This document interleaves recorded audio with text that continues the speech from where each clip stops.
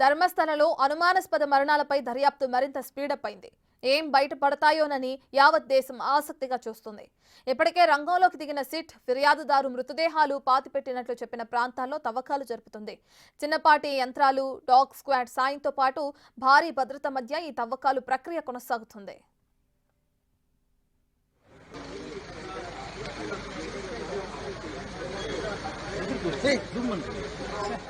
ఇవాళ ఒక్కరోజే 4 ప్రాంతాల్లో సిట్ అధికారులు తవ్వకాలు జరిపారు. ఏకంగా 6 నుంచి 7 అడుగుల మేర తవ్వకాలు జరుపుతున్నారు.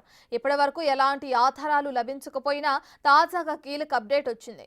6వ పాయింట్ వద్ద అస్థిపంజరం లభ్యం కావడంతో పాటు కొన్ని మానవ అవశేషాలు కూడా లభ్యం కావడంతో ఆ ఎముకల్ని FSL కు పంపారు అధికారులు.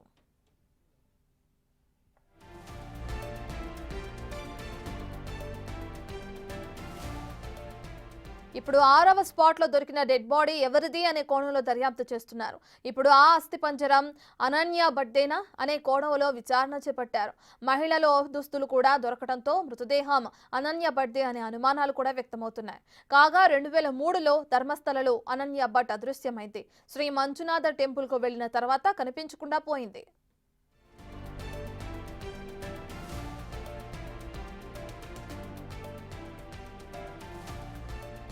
జూలై 15న అనన్య భట్ తల్లి సుజాత తన కూతురు కనిపించడం లేదని ఫిర్యాదు చేసింది.